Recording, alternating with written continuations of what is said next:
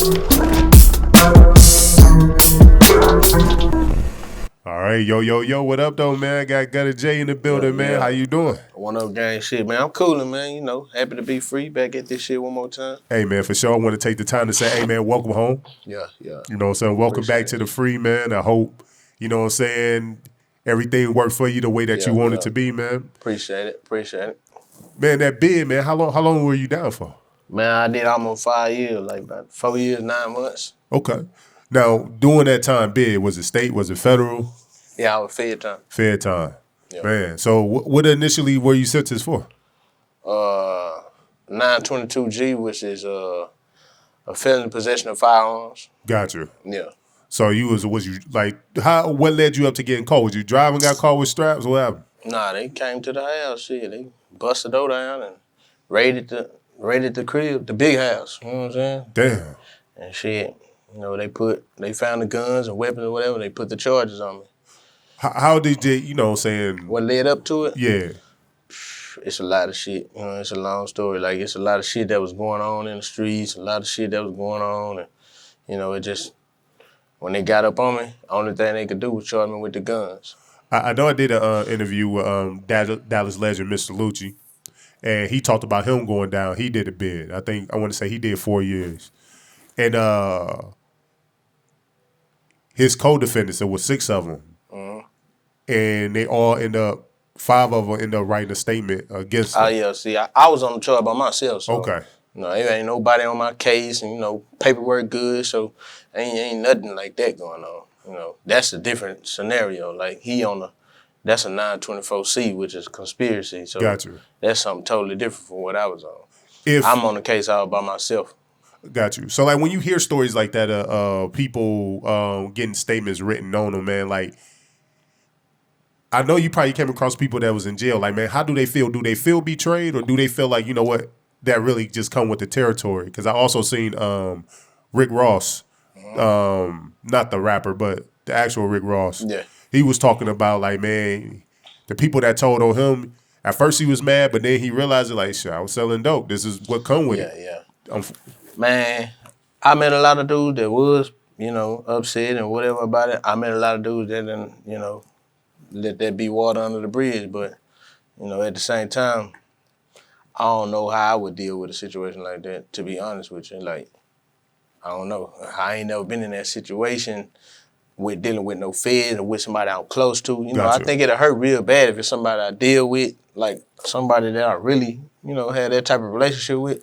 I think it'll bother me a lot to where, you know, I might go to an extent I don't want to go to. For sure. But, you know, I'm just blessed that it was never nothing like that. Going to the feds, man, like, prior to going to the feds, were you ever locked up before? How you ever did state time? Yeah, I've been in the state 2 times. Okay.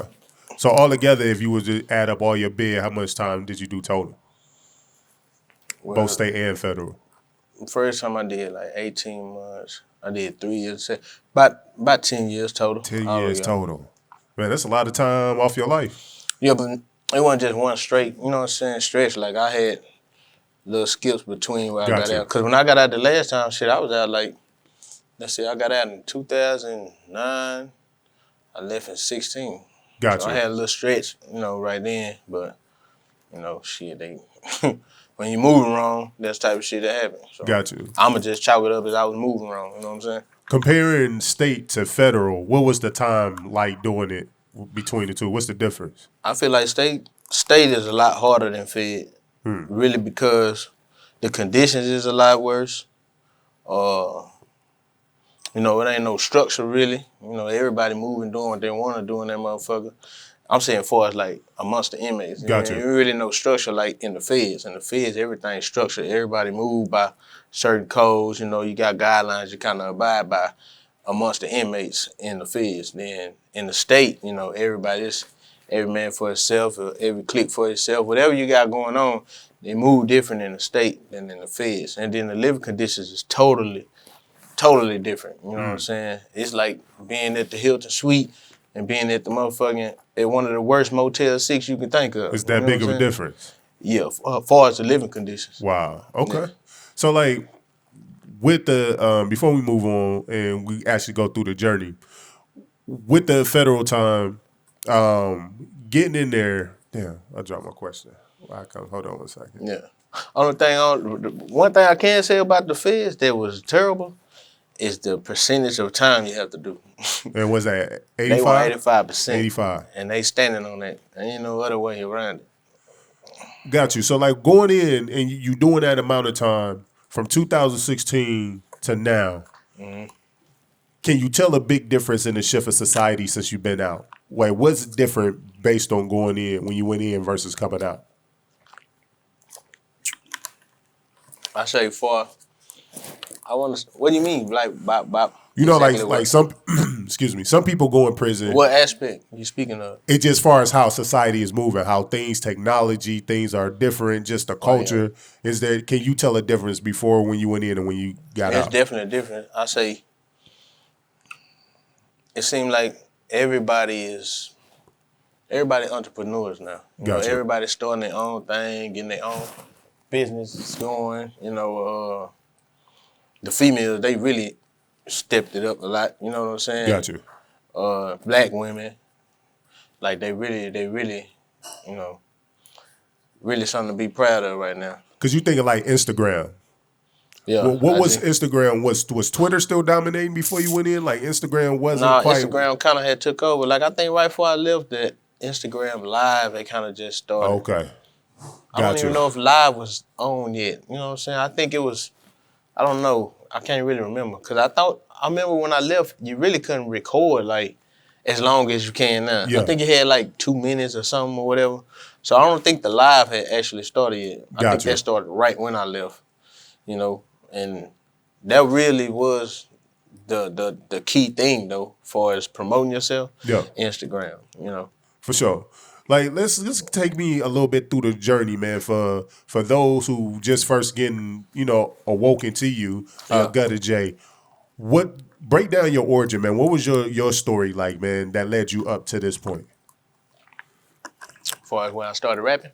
Just your livelihood, growing up, your neighborhood. Well, I'm from Pleasant Grove, Ferguson. You know what I'm saying? To be exact, Ferguson Road, 6'4", the 8700 block, where a lot of things, it's just like any other hood. It was territorial at some spots. Gang banging was going on. Most of the people from that area back at that time come from. You come up around that area, you was cripping. Got you.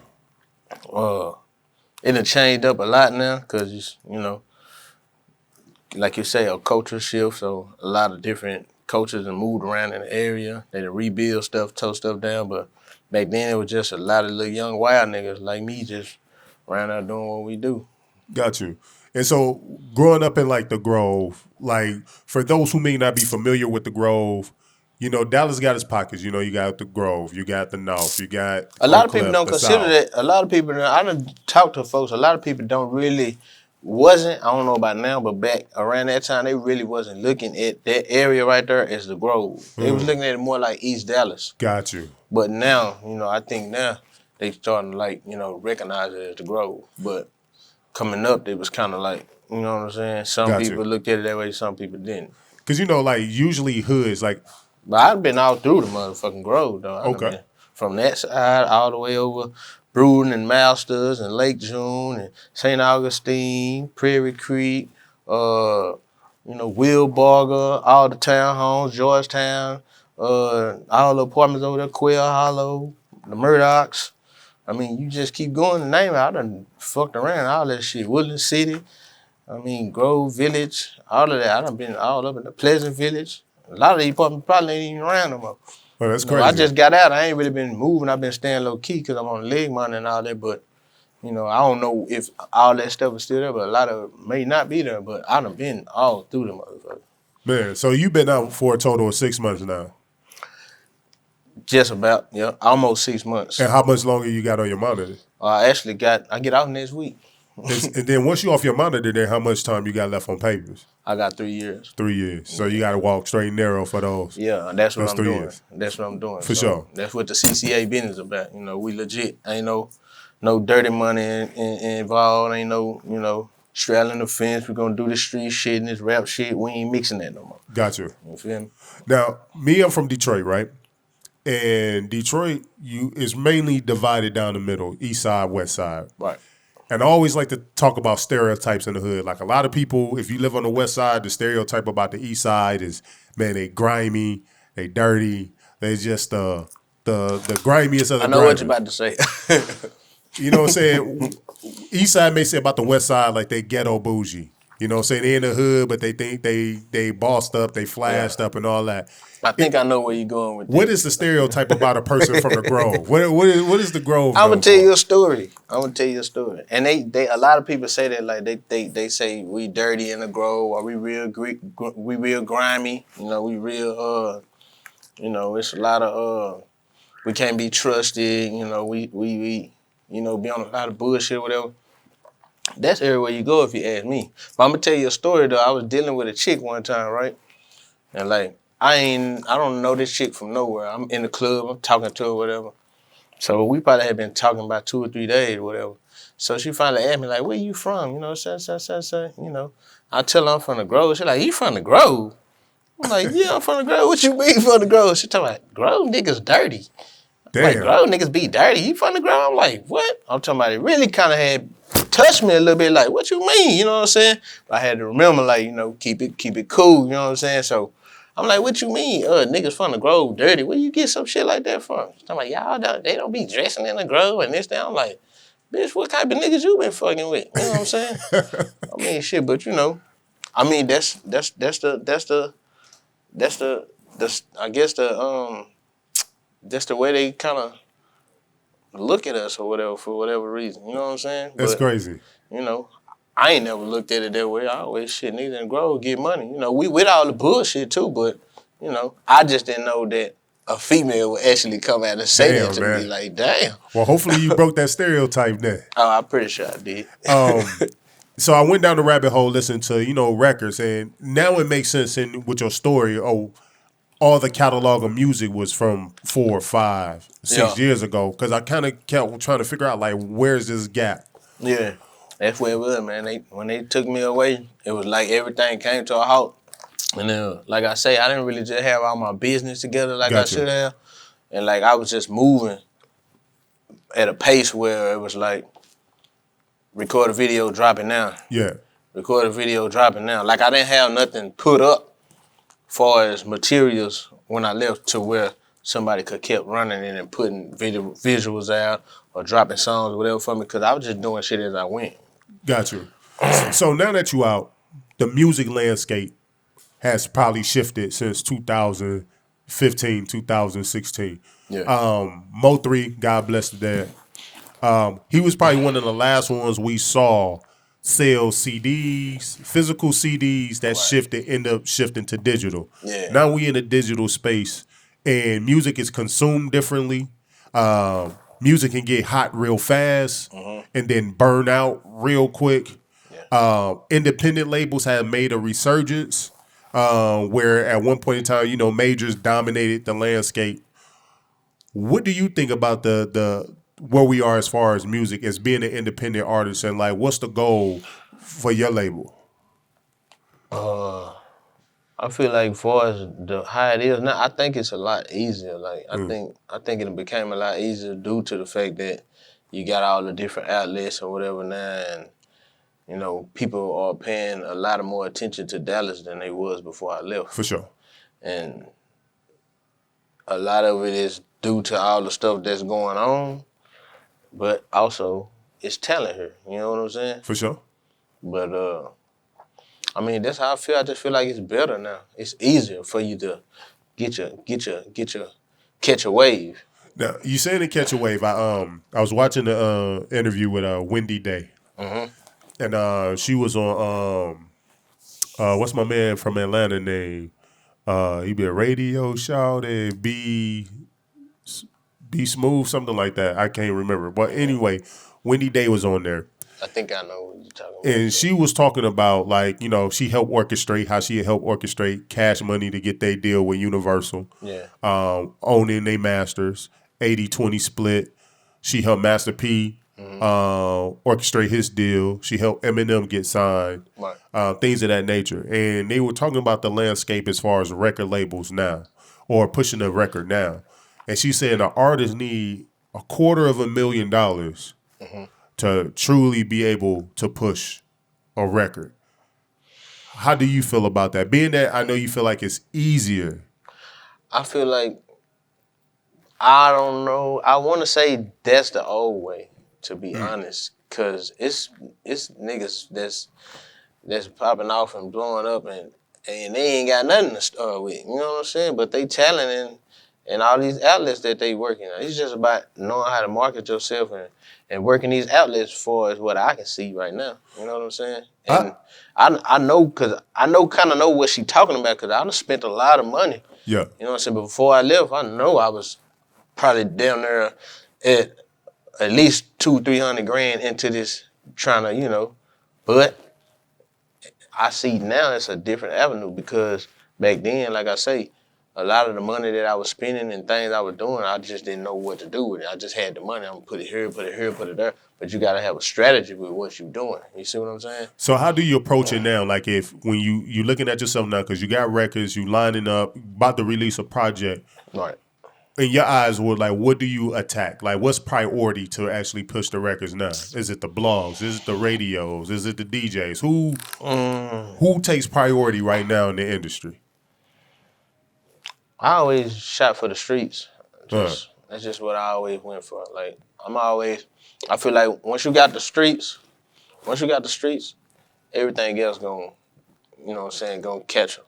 Explain how you get the streets now, because like we said prior to you going in, people can pull up and sell CDs. Right. People can go out to the people and really push records and, you know what I'm saying, give a physical listen. People can listen to their car, but now everything is so digital. Yeah. The streets is now kind of like a digital street. It's not as physical anymore. You right about that. I would say Instagram, producing the right music, visuals, always key.